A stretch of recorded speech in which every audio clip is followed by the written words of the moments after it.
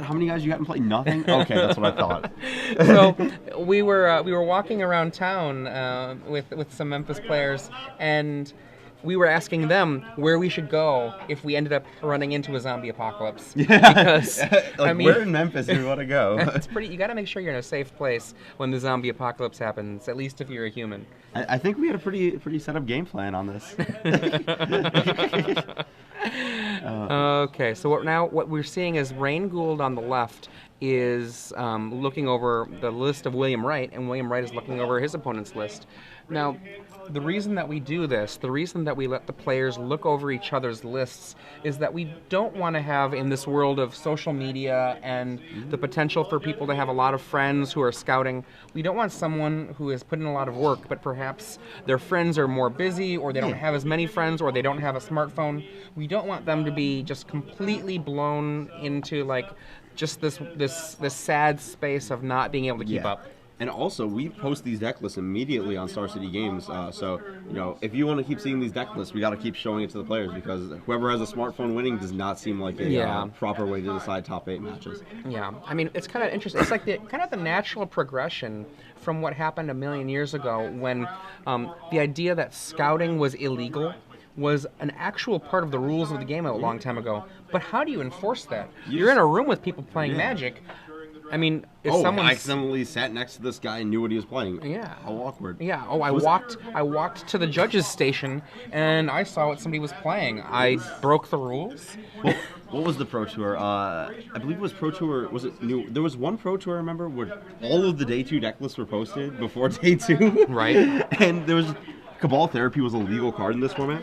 So, like, there was, like, this mad scramble with laptops. Like, someone's friend who wasn't playing would just be like, laptop, wireless up.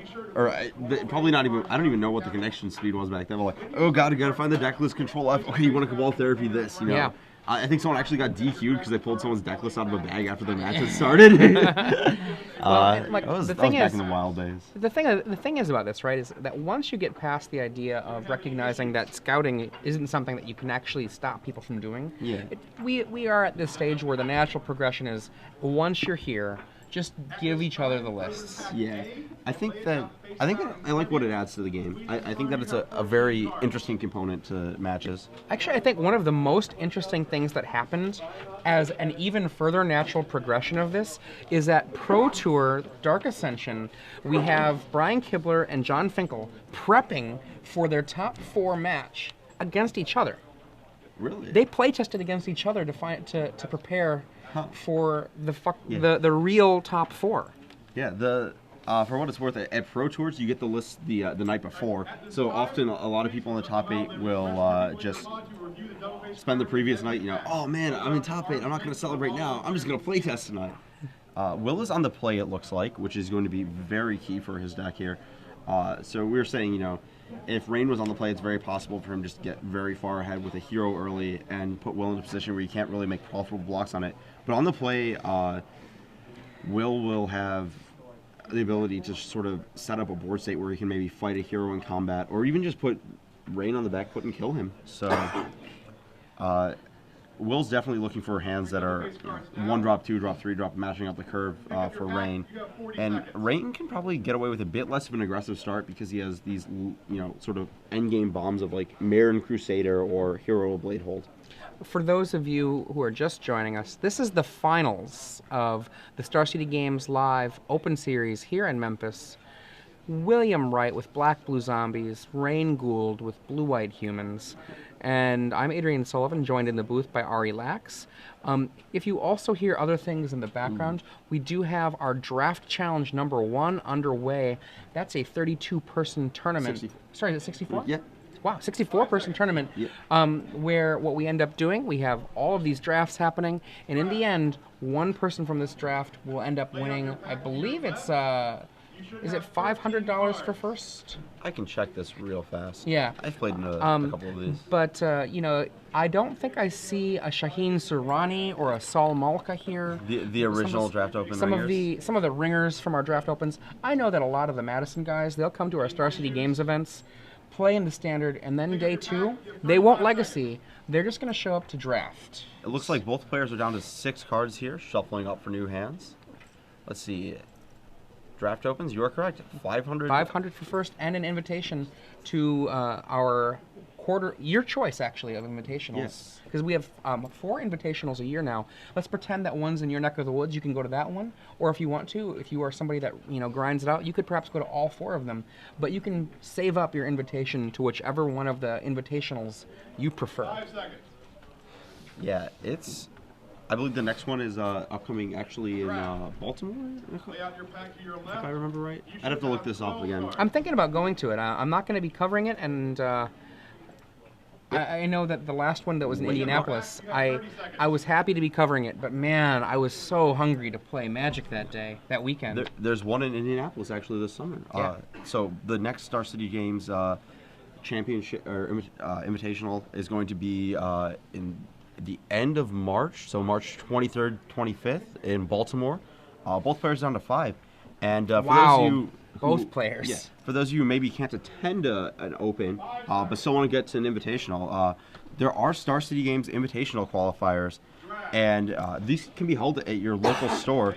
So if you really want to get to the invitational and you feel like there's a player base in your area that can wants to do this, just talk to your store owner. They can talk to Star City. They can set one of these up.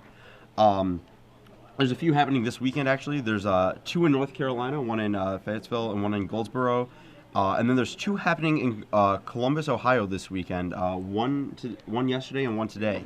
So, yeah, there are a lot of tournaments. A lot of ways to qualify for the Invitational. Absolutely. Even if you can't and the actually get to one of Invitational, these. oh my God, it's such a good weekend. It is. So, for those of you who are just joining us, once again, on the left, Rayne Gould with Blue-Eyed Humans. On the right, William Wright with Black Blue Zombies.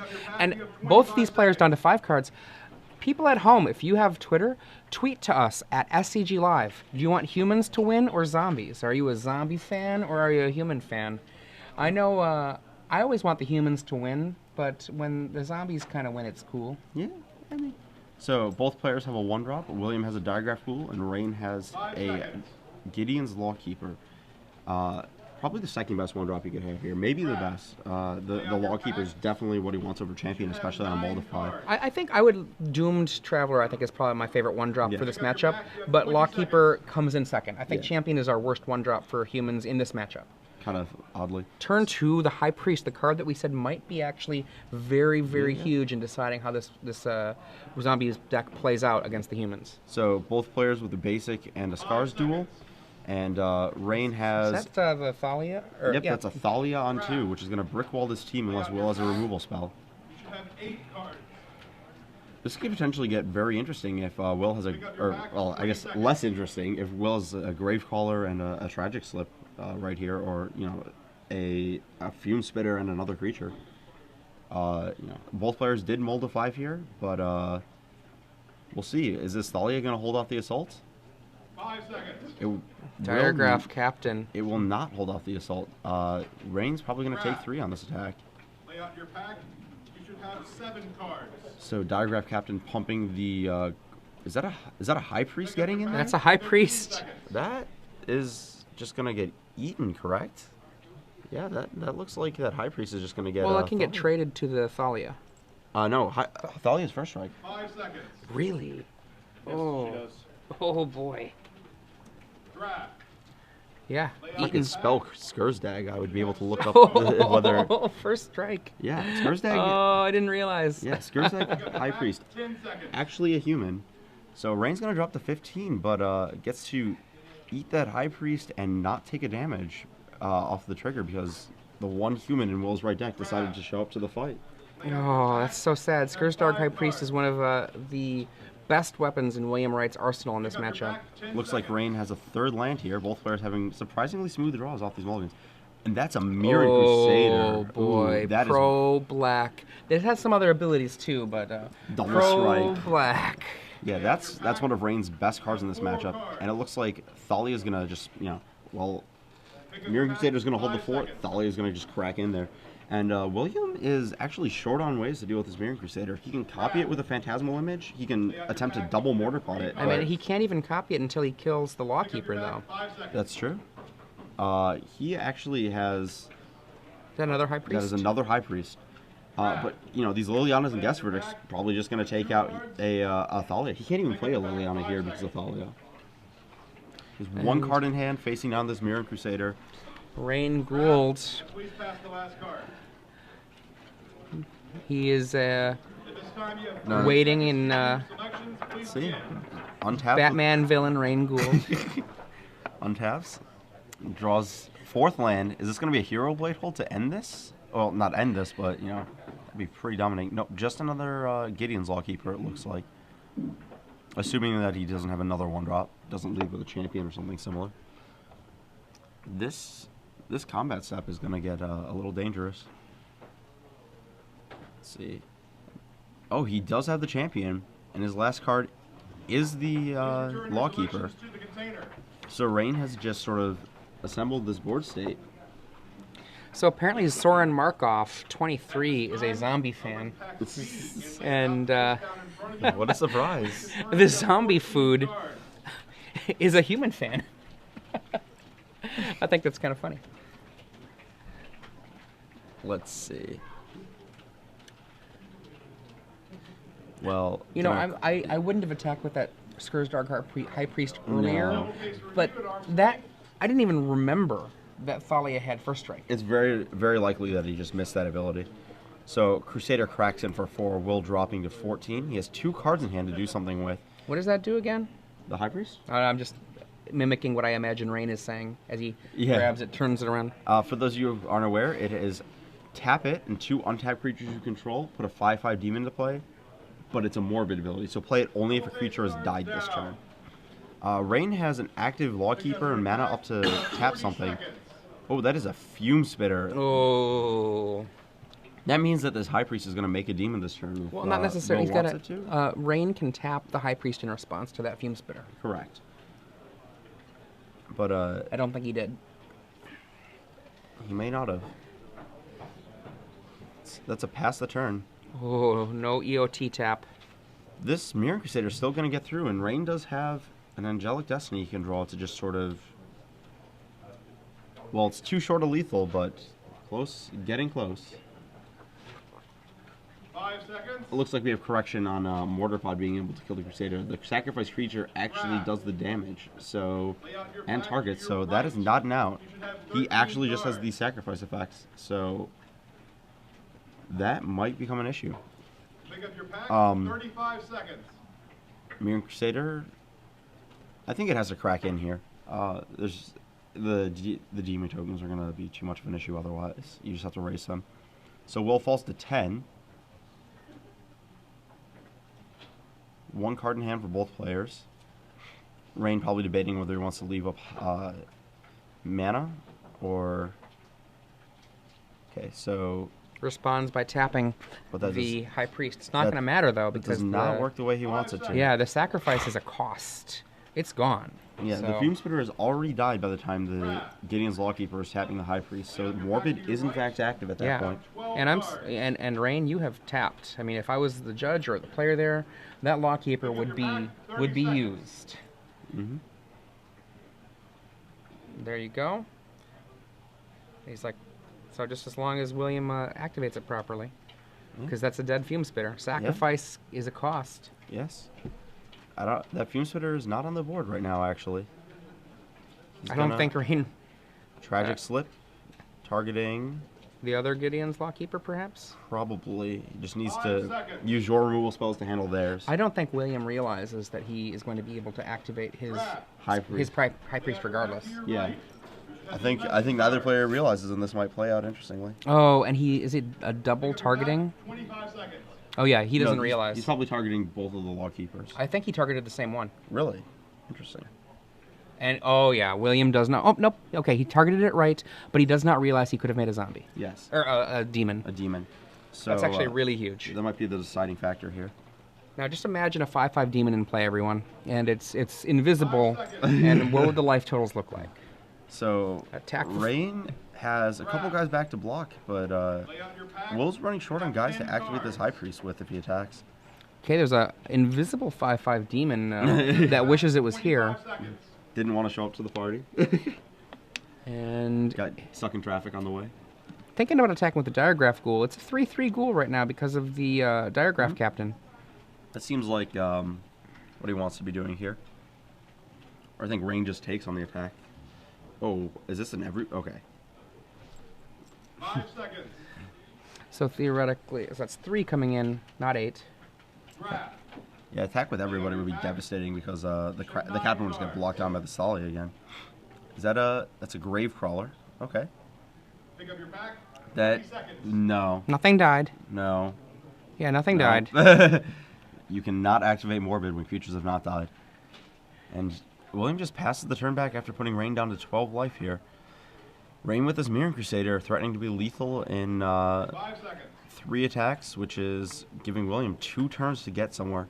Draft. Rayne looking at 2 cards in hand. I'm assuming that one of them is probably a Sword of War and Peace or an Angelic Destiny or a Hero Bladehold that he opted not to cast last turn. Maybe a Fiend Hunter. Just some big drop that he wanted the Lawkeeper mana up for instead. Let's see what happens. Could be a Destiny easily. If he doesn't have the 5th land, that Thalia could be locking in his hand. I think that that's one of the reasons I never really like Thalia in the Humans deck, because you have a lot of really powerful spells that you just want to cast, and your opponent slipping up a little is okay, but you have to be able to curve out and kill them. It's a little bit more of playing around my own spells than I'd like, and not playing around them in the sense I get to set up my game, playing around them in the sense that my own cards are hindering my play. But I think that Thalia gets to be boarded out here when Rayne boards in all these spells like Oblivion Ring and Dismember's removal. One of the things I really love about the Star City Games events, if you think about what's going on here, right? We're in the finals, and these players are shooting for over $2,000 right now. And, if you're at home and you're thinking to yourself, wow, I can play so good, I'd be amazing in this top 8, well, just come on down. I mean, you could be here playing for the $2,000 instead of William and Rayne. Here we go. So Fiend Hunter takes out the captain, and looks like William's debating whether he wants to attack with the team. I would. I think you just send with everybody. You're way away from dying. And this is a Skursdag High Priest Chump Block. William dropping to 4 life. I don't know if that Chump Block really does much here. He's still dead to a Crusader hit, so I think you may have wanted to save the High Priest and see if you can get down an image and try and block this Crusader. The interesting part of that is he might be able to... Oh, he's going to pack it in here. So off the double mold of 5, Rayne Gould's Humans deck decidedly takes the game with a Mirror Crusader. After... that demon would have been a huge... That demon would be huge. Imagine Rayne at 7 there that last turn. After a slightly strange interaction, Will didn't realize he could have made a demon one turn. Yeah. And remember, sacrifice is a cost. And like I said, when we have these events, like there were only 330 players here competing against the Grand Prix. So you could have been one of the people playing here for the $2,000. So if you're a good player and you're in an area where there's the Star City Games open, come down. They're all over the place. They're all over the place. But one of the things, there's going to be a winner here, but we also do a trivia giveaway in all of our top 8 matches. And this one is for a Gen Con badge. Yes, this is awesome. So for those of you who don't know about Gen Con, it's 4 days. It's in Indianapolis every year. This year it's going to be hosting Vintage Championships, Legacy Championships, as it does every year. Right. And the Magic World Cup, which is basically a giant team event. And that's on top of all the other things you can do. There's every game you could ever want. And I mean, if you're a big fan of Magic, I mean, at Gen Con, it wasn't so long ago that Owen Turtenwald was facing Bob Maher in the finals of the Vintage Championship. And that's awesome to be able to watch that kind of Magic where they're not only just those players, but they're playing vintage, where there's lotuses in play. And if you don't have those cards, just watching it is a blast. Yeah, no proxy vintage, like real vintage. So, sell your cards for your house kind of thing. Our trivia question, though, is there was a deck that we saw a lot of it going into the late rounds of the top tables. Only 2 of them made it to the top 16. None of them cracked top 8, which is really surprising given its recent Pro Tour win. Right. what deck was it that was, dominating the event up until the last couple of rounds where it stumbled? Pro Tour Championship deck, Right. multiple Pro Tour Championship Right. deck. Didn't quite make it there today. What standard archetype deck, multiple Pro Tour championships under its belt, Yes. did not top 8? Despite being a quarter of the top tables going into That's round right. 7. And you want to put your answer right there, hashtag SCG Premium. Boom. And remember, that hashtag is necessary. Yeah. So what Pro Tour Championship archetype did not top 8 our standard tournament today? Two in the top now, 16, but... it's worth noting this is recent standards, so you don't get to answer something like Rebels or, Rebels won multiple Pro Tours? I think it won It won one standard Pro and block. Tour. It won standard and block. Yeah, right? I think it won. Too. But that's neither here nor there. And old legend rules. going to our sideboards. Okay, yeah, sideboards. What do you think you do if you're Rayne Gould? If I'm you're Rayne Rayne- Gould, I want to bring in my 3 Oblivion Rings because Yep. they answer anything and there's no response that William can do to them. And other than that, I'm not sure if I necessarily want anything. I want Dismember, I think. You do? Yeah, I need to kill a Phantasmal. I need to kill a Scourge High Priest or a Diagraph Captain. And I think I want Angelic Destiny. And Timely Reinforcements could also be a pretty interesting card. Life Totals could matter against these 5 seconds. burn decks. I don't want Grand Abolisher. I don't want Thalia. And I don't want Sword of War and Peace, I feel like. So 1, 2, 3, 4, 5, 6, 7 cards. I want to bring in 1, 2, 3, 4, 5, 6, and maybe a Timely. So that looks Timely like it's is about- okay. Yeah, it's okay. I'd probably bring in 1, 3 rings, a Dismember, and 2 Destinies for 3 Thalias, 2 Abolishers, and 2 War and Pieces. Maybe 2 Timelies instead of the 3rd Angelic Destiny, but that's what I bring in. And then on Will's side, maybe Porcelain Legionnaire, but I don't know about that. But I definitely want my 4 Vapor Snags in this matchup. I actually definitely want the Porcelain Legionnaire.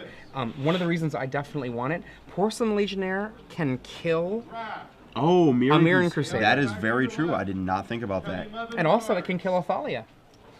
I don't know if Thalia is going to be coming to play game 2 here, but if I was Will, he has like Liliana and Guest Verdict that I don't really like here. I think I'd probably be boarding in Vapor Snags and Poison Legionnaire. Vapor Snag also is an answer to Mirror Crusader. Yeah. Not so much for problem post board. And, remember, I don't have a problem necessarily with Angelic Destiny in Rayne Gould's matchup here, because, he can think to himself, oh, I have creatures that can't be stopped. He's got edicts to remove things. He probably won't be able to kill my creature I put it on, even if it's not a Mirror Crusader. But you've got to remember, when you're examining the other person's deck and sideboard, it's been a good 15 or 20 minutes since he's looked at the list. He might not remember that there are Vapor Snags in the sideboard. And so he could do something like bring in Angelic Destiny and fall prey to Vapor Snags, really, really, making the Destiny feel kind of foolish. Yeah. It's... maybe he wants Abolisher just so he can protect his Destiny still. That could be. Yeah, Abolisher just... His deck, we were saying the zombie deck short on 2-drops. The humans deck doesn't have a lot of 2-drops in it either. The 2 that I really liked just aren't here. Oh, he doesn't want Relic Warder. Maybe he probably just leaves an Abolisher and takes out the Relic Warders instead. Because Relic Warder only hits Mortar Pod. So yeah, Thalia, Relic Warder, and Swords out, and those 7 in. Leave an Abolisher as a way to protect your Angelic Destinies. Keep him off a Tragic Slip on your turn. Keep him off a Fume Spitter. It actually keeps him off a High Priest on your turn, which seems very important. Actually, you're right. Abolisher making High Priest less good. I wouldn't have thought of it until you just voiced it, and now I'm like, wow, that's actually really relevant. Something Wilden might be able to cut 1 or 2 of his Gravecrawler. At least on the draw.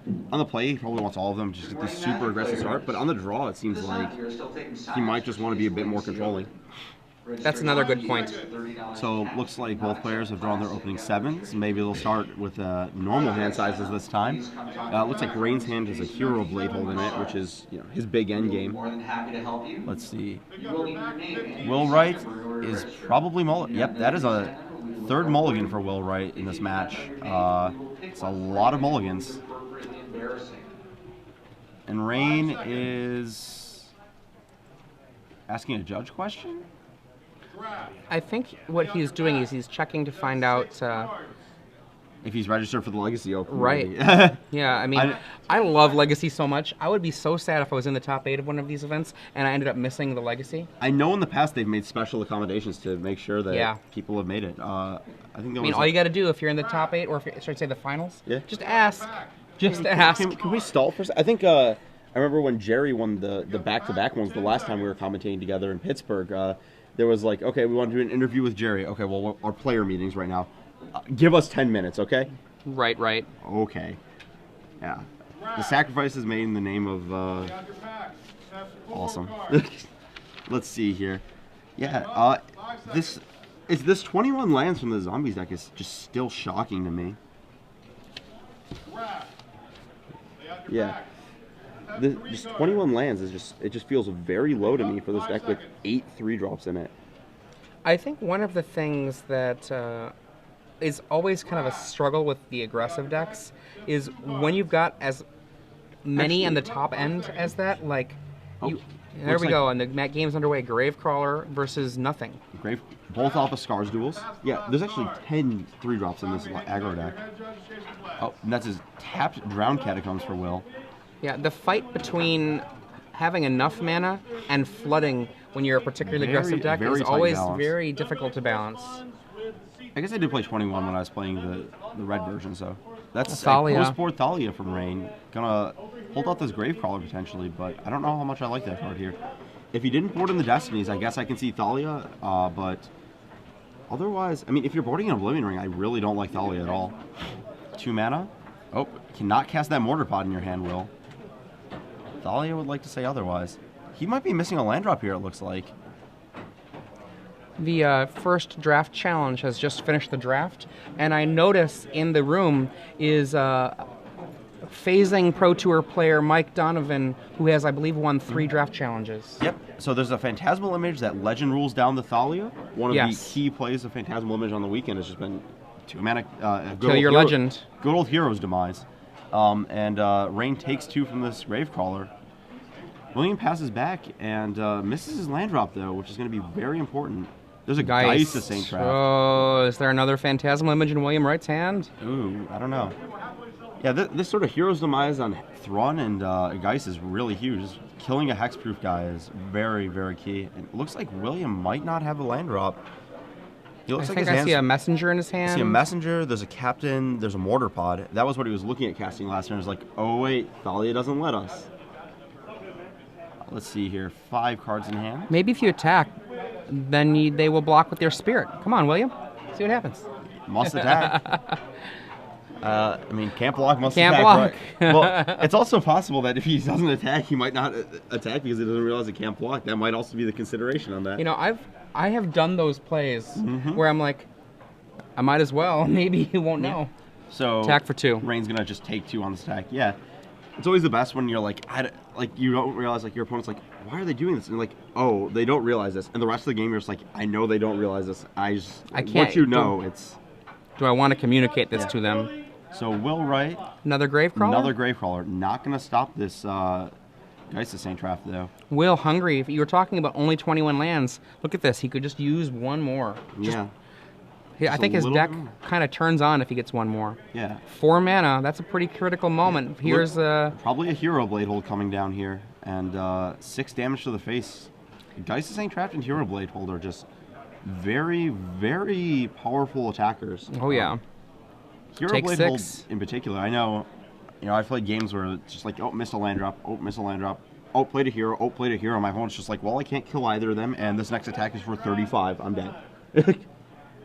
So the Angel token comes in. Will's going to drop to 14. Rayne Gould taps his 4 lands. Hero Blade Hold. There it is. There's also a Moorland Haunt in play for Rayne if things get a bit longer, but I don't think that's. I think William's going to get torn down 2-0 at this point. Yeah. No land again? No land again, probably. And might send in with some Gravecrawlers. I think Rayne just takes in that case. Don't want to get Tragic Slip. Yeah. You take your 4, because if you block, a Tragic Slip can kill your hero. So this attack next turn actually is lethal damage.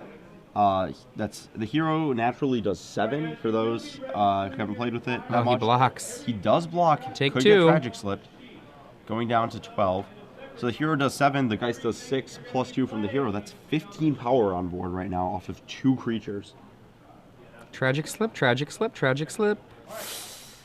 Tragic Slip, followed by Recast Gravecrawler from the yard? That'd be really powerful right here.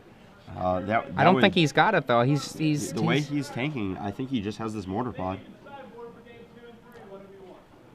Yep, Oh, that's so sad. Mortar Pod comes down. No second image, just a Mortar Pod. No Tragic Slip, just... Trying to think if there actually exists anything William can do next turn Let's to see come here. out of this. This is no longer lethal damage because of the Mortar Pod token. But, oh, that is another hero. If Rayne has a removal spell, it's over. If he just plays this other hero, though, I actually don't think William has a way to I'm not come sure back. if Rayne even needs to play anything. The attack is for 12 or so, but it's not lethal. Oh, There you go. There's the Fiend Hunter, Jija. and this attack is 15 damage, assuming... And that is the match. Rayne And- Gould quickly takes it down 2-0. Humans defeats zombies. Take that, Batman. Yeah. There we go.